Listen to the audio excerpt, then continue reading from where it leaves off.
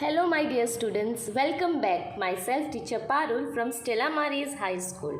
In this video, we are going to see the next part of the agricultural practices, the next part of the science chapter 1 crop production and management. In previous chapter, we have completed 3 topics of agricultural practices, that was preparation of soil, next sowing, third one adding manure and fertilizers. Now in this part we are going to see another topics of agricultural practices. So in this topic we are going to see the next topic, that is irrigation. After that, fifth one, protection from weeds. Then we are going to see harvesting process, storage of the crops, and the last topic of this lesson, food from animals. So all these topics we are going to see in detail one by one. So firstly we will begin with the topic irrigation. So the first topic is irrigation. Irrigation means what? Okay, irrigation means supplying water to the crops. Okay, supplying the water to the crops को पानी देना. Okay, that process is known as irrigation. So the supply of water to crops at regular intervals is called irrigation. Okay, now particular time period is there, regular intervals are there to give water. We can't give water more crops, and less water also we can't give. So the proper amount of the water is important for the crops.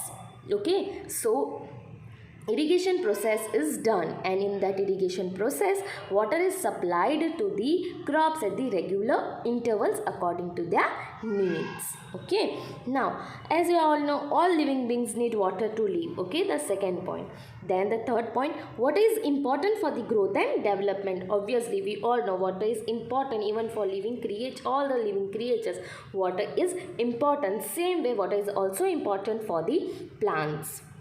Then plants contain nearly 90% of the water. Okay, plants, it contains 90% of the water. Okay, they require this much. Then what is essential? Okay, what is essential? That the next point after that, what is essential to the plants? Why? Because germination of seed does not take place under dry condition. Okay, now whatever seeds farmers are sowing, if they are not putting water, then germination process will not occur. Plants will not grow without water. Okay, so that germination process, germination means from the seed small plant will come out as a sprout. Okay, it will come out, small plant will come out. Okay, so if water is not there, then the germination process will not occur. That's why it is said that water is essential, because if water is not there, then germination of the seed will not occur under dry condition. They need moisture, they need water. Okay, after that, next point.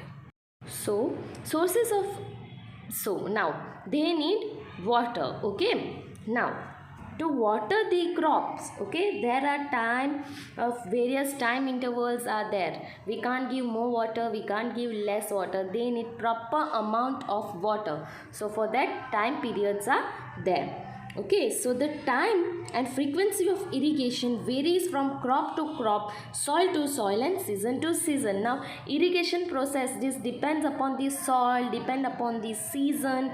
Okay, and even it depends upon the crops and soil, and also the season.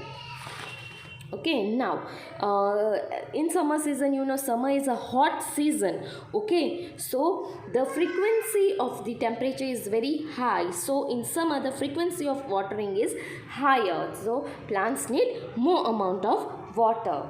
Okay, now the sources of irrigation. Sources of irrigation, from where farmers will bring water. So the sources for the water or for the irrigation are wells, tube wells, ponds, lakes, rivers, dams, and canals. Okay, from these places they will bring water. Now we will see different types of irrigation processes. Okay. So now I hope you have understood what is irrigation. Okay, now irrigation. Now as you all know that farmers, they produce crops in large amounts. Okay, so they can't go personally and give water to all the seeds which they have sown. So what they do? They use few methods of irrigation. Okay, to supply water they use few methods. Okay, there are two methods which are given in your textbook, that is traditional method of irrigation and the modern method of irrigation, as you can see, which is displayed in your screen. Okay, now traditional method of irrigation, it is again divided into four parts. Again, four different methods are there in traditional. Okay, so that is, first one is moat pulley system, second one is chain pump, third one is Dekli system, another is Rahat lever system. Okay, these are the four different methods of traditional method of irrigation. Okay, that are two old, means from ancient time this method is been used by the farmers. Okay, now another method of irrigation is the modern method of irrigation, means nowadays usually in field these two methods are used. Okay, so modern method of irrigation, in that two methods are there, that is, first is sprinkler system and another one is drip irrigation system. Okay, so my dear students, in all these topics we are going to see in detail. So firstly we will begin with the traditional method of irrigation and we will see all of the four traditional method, what is happening in it. Okay, so my dear students, let us begin with the traditional method of irrigation. The traditional method of irrigation, it involves four main types, four main methods, that is moat pulley system, chain pump, Dekli, Rahat lever system. Okay, so my dear students, we are going to learn in detail about all these four methods of irrigation. The first one is moat. It is also known as pulley system. Okay, from the name itself indicates that the water is being pulled by the farmer. Okay, here in this method human labor is needed. So the farmer is pulling the water from the well or any source of irrigation. Okay, but in this the farmer has to pull the water and then he is throwing that water in the field as shown in the figure. Okay, continuously he will throw that water, so it will flow to the end of the field. But in this method lot of water is wastage, and whichever crops are there first, they will absorb more water. Okay, so this was all about moat. The next one is chain pump. In this method, chain pump, the name itself indicates, okay, one wheel is attached and on that a bucket is attached, as you can see in the figure. Okay, so that wheel is rolled, so whatever water will be there, it is brought up, okay, with the help of that bucket, and it is thrown same way it was thrown in the moat system. Okay, moat or pulley system, same way water is thrown in the fields. Okay, it is removed from deep inside the ground, it may be well or anything, but a wheel is attached and it will move in a circular form. So from there water is removed and it is thrown in the field. Now in this system also a lot of water is wasted. Okay, and how this chain pump, how this moat, Dekli, Rahat system, all this how they are working, that animated video I will send you. Okay, but first you are going to go through this explanation, then you will see the animated videos and working of this all this traditional method and modern method of irrigation. Okay, so I hope you have understood this chain pump. Now we will move with the next one, that is Dekli system.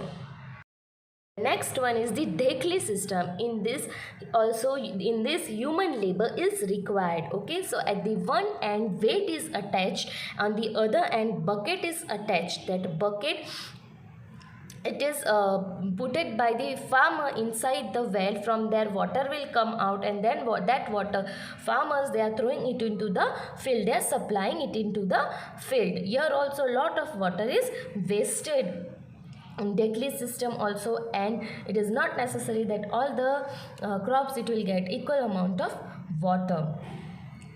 Okay, so I hope you have understood this Dekhle system. Then we will go with the last, the Rahat system. The last traditional method of irrigation is the Rahat system. Here a bull will pull and it will run in a circular motion, and as the bull will move in a circular motion, the wheel will also move. The wheel have attached buckets in it, and it will take water from inside and it will throw outside as shown in the figure. For all these four traditional method, I will be sending you animated videos that how actually it works, so you will understand very nicely in that video. Okay, in your textbook only names are given, but it is important for you to know that how it actually works. Okay, and you have to keep your textbook also open. Okay, so please open your textbook page number 8. So this was all about the traditional method of irrigation. Now we will move with the next method of irrigation, that is the modern method of irrigation. So the next method of irrigation is the modern method of irrigation. Again, the modern method of irrigation has two methods, that is sprinkler system and the another one is drip system. Okay, so this both the sprinkler system and the drip system we are going to see in details. Okay, so the first one is the sprinkler system. So the first one is sprinkler system, modern method of irrigation. Now mostly this sprinkler system is used. Okay, my dear students, please be attentive and please see in your display. Okay, so this system is more useful on the uneven land where sufficient water is not available. Okay, where sufficient water is not available, and uneven land means that land is not on a level. Okay, so the sprinkler system is used. The perpendicular, now pay attention, look at the pipes. Okay, so the perpendicular pipes having rotating nozzle on the top. Okay, rotating nozzle, they have a tap like system and that is rotating. Okay, and the name itself indicates that something is going to be sprinkled. Okay, so water is going to be sprinkled, as the name itself indicates, that is this is sprinkler system. Okay, so now what happens, that nozzle on the top are joined to the main pipeline, and at regular intervals when water is allowed to flow through the main pipe under the pressure with the help of the pump, it escapes from the rotating nozzle. From that rotating nozzle water comes out. Okay, whenever the farmer wants to water the field, what he does, he will put that switch on. Okay, or he will push that. So what will happen, that water will come out and it will come from the nozzles, from the opening. It is like tap like opening, how you open tap, no, in similar way only, but it comes in a way of shower. Okay, it sprinkles, something sprinkles, so it comes in a way of shower. Now boys have usually seen this because they go no cricket ground or any football ground, they go, so at that time to water that field, this sprinkler system is used. Okay, so water usually sprinkles, so it gets sprinkled on the crop as if it is raining, like how it is raining, no, how we take shower with that help of the shower, same way. So sprinkler is very useful. Now where the sprinklers are mainly used, it is mainly used in lawns like cotton plants and all. Okay, then it is used in coffee plantation and several other crops. I hope you have understood about the sprinkler system. Still, I will send you video, in that you will be easily able to see how the sprinkler system works. Okay, so this was all about the sprinkler system. The next modern method of irrigation is the drip system. In this method, the water is dripped near the roots. Okay, so it is arranged in such a manner, as you can see, the opening will be there wherever the plant is there, and it is dripped inside. Okay, so in this system, the water falls drop by drop. Okay, so water is not wasted. So it is the water falls drop by drop nearly the root, directly near the roots. Okay, so that's why it is known as drip system. It is the best technique for watering fruit plants. Okay, it is the best technique for watering fruit plants. and in gardens and also in the trees. Okay, and one of the best thing about this drip system is water is not wasted at all. Okay, so it is a boon. Okay, you can tell it is a boon in the regions where availability of water is poor. It is very useful in the regions where the availability of water is very poor. I hope you have understood about the modern methods of irrigation. So the next important topic is protection from weeds. Okay, protection from weeds. Okay, so how farmers they can protect their crops from the weeds. So first of all we should know what is this weeds. Okay, so weeds, you have seen unwanted plants that usually grows. Okay, so, in a field, many other undesirable plants may grow naturally along with the crop. These undesirable plants are called weeds. Okay, so now whenever in field, whenever farmer they sow any seed, okay, particular seeds they sow, so instead of with that crop few unwanted plants also grows. Okay, few unwanted plants that also grows, and that is not useful at all, even it is harmful to the plants. That type of the plants are known as weeds. Okay, the removal of the weeds, now this weeds is removed. Okay, that are unwanted plants, now it needs to remove, that process is known as weeding. Okay, now first of all why this weeds are need to remove. Now what they will do, now whatever nutrients, whatever amount of water which is provided to the plants, what they will do, they will start absorbing that also. Okay, which is not for them. Okay, so whatever main plants are there, instead of them weeds will absorb that things, so that are unwanted plants, and that farmers will remove that weeds. Okay, weeding is necessary since weeds compete with the crop plants for water, nutrients, space and light, thus affect the growth of the crop. Okay, see, you can see the third point, weeding is necessary. If we will not remove that weeds, no, it will it will take the nutrients from the wanted plants, will take their nutrients. Okay, and it will take their nutrients, it will take their water, even the space and whatever sunlight that crops are absorbing, that weeds will take. That's why it is necessary to remove that weeds. In short, they are affecting the growth of the crop.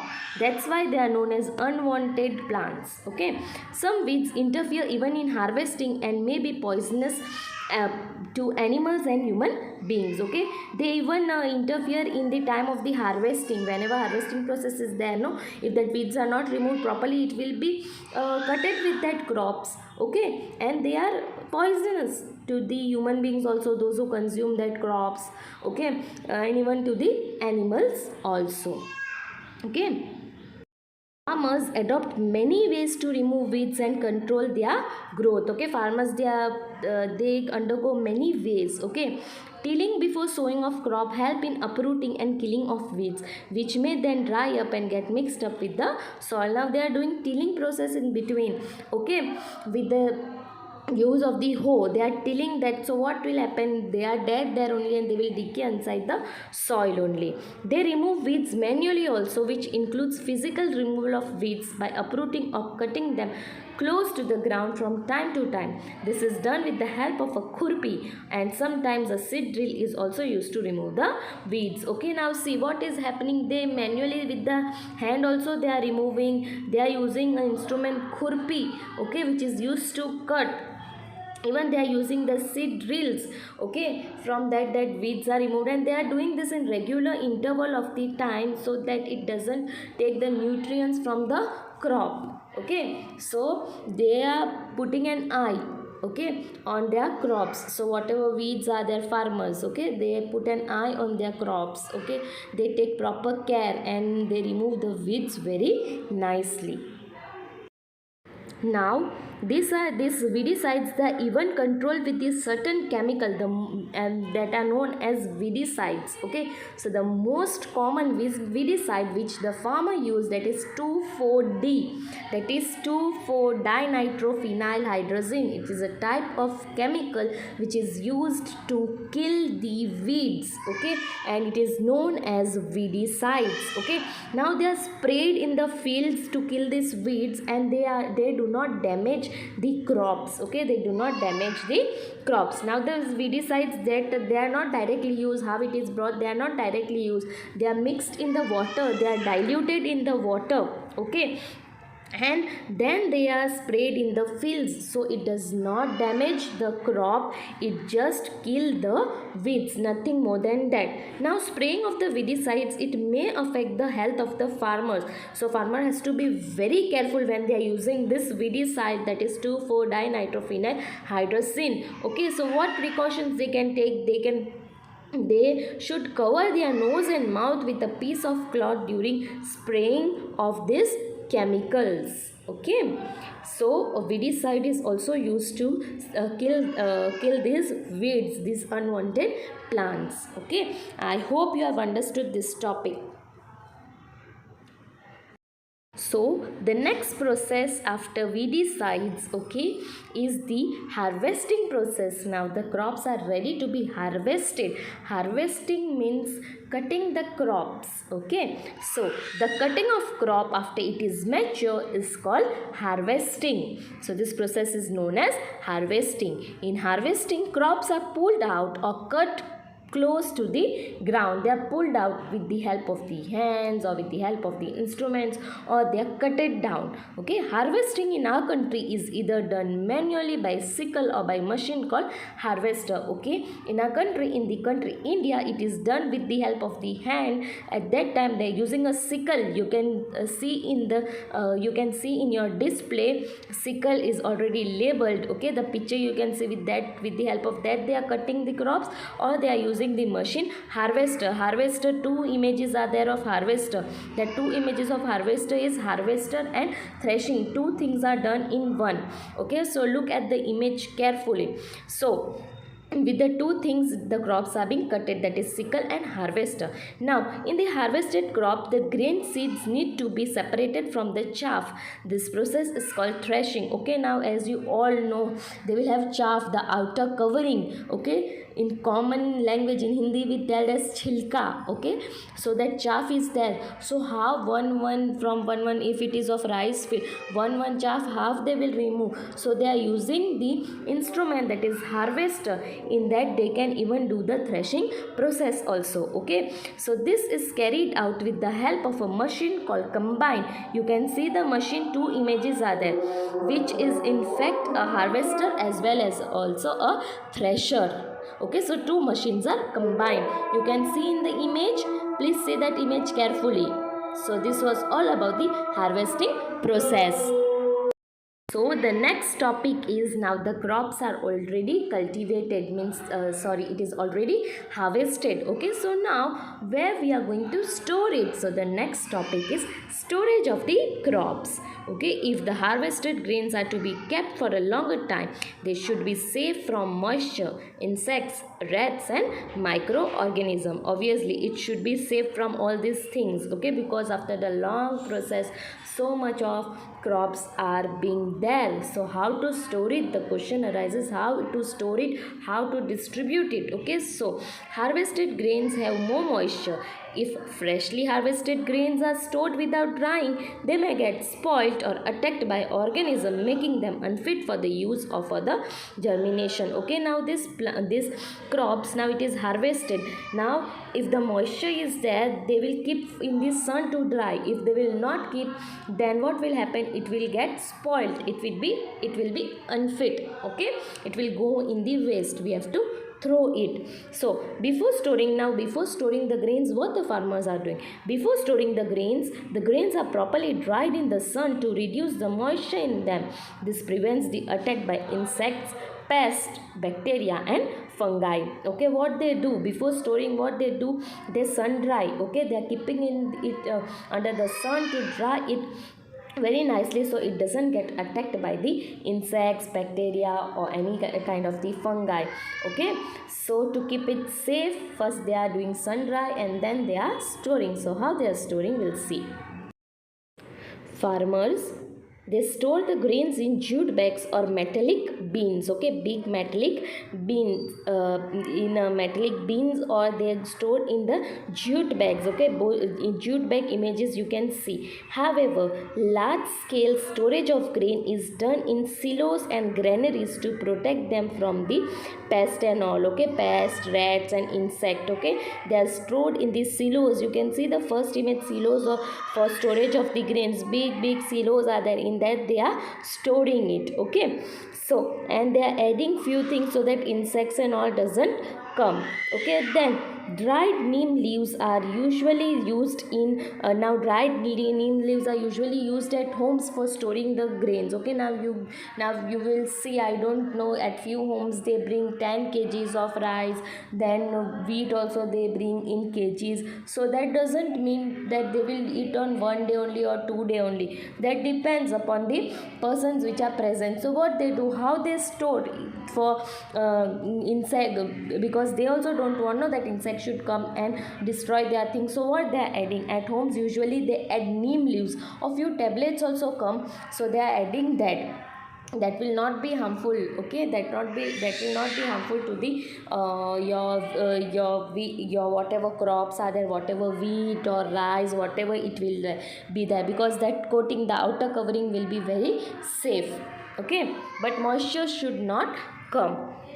Okay, so you can see in the image, jute bags is also given, then silos are also given. Okay, so for storing large quantity of grains in big godowns, specific chemical treatments are required to protect them from pests and microorganisms. They undergo specific treatment also. Okay, in godowns, big godowns, not at homes. Okay, and usually at homes they use dried neem leaves. Okay, dried neem leaves, and even few medicines are also available. Okay, which is not harmful, but that should not catch moisture. I hope you have understood this topic.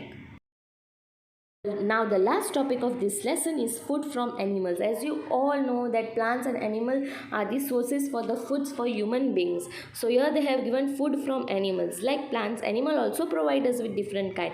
Okay, we have gone through this lesson all through about the crops, about the plants. Okay, but even animals provide us food. Okay, so like plants, animals also provide us different kind of foods. Many people living in coastal areas, what they do, they consume fish as a major part of their diet. Okay, fish, those who are staying in coastal area, means near to rivers or small coastal areas. Okay, rivers and all will be near. Even Daman is a coastal area. Okay, so people there, they usually consume fish. Okay, so we have just seen that the process of crop production involves a number of the steps like selection of the crops, sowing, harvesting, storing, etc. Okay, similarly animals reared at home or in the farms have to be provided with proper food and shelter and care. Okay, see, we have seen throughout this lesson that how crops are cultivated, how it is sown, how the care is taken, how weedicide is removed, how harvesting process is done, how it is stored. Okay, everything we have seen here. But same way for the animals also, if the animals are reared at home or in the farms, they need proper care and even the shelter. When it is done, now see, same way, when crop was done in the large amount, same way if this animal sheltering and caring is done in a large amount, then when it is done on a large scale, it is called animal husbandry. It is known as animal husbandry. Okay, I hope this chapter is now clear to you. This was all about this chapter. I will be back with another video, okay, of another chapter. Contents will be sent to you in your group, okay, and animated video of this lesson will be also sent to you, so you can understand this lesson very nicely. Okay, I hope everything is clear, all the topics are clear to you. If you have any queries, any doubts regarding this lesson, feel free to call me. I will clear all your doubts regarding this lesson. Okay, I will be back another with a new chapter, new video. Till then, my dear students, stay safe, stay healthy. Bye bye.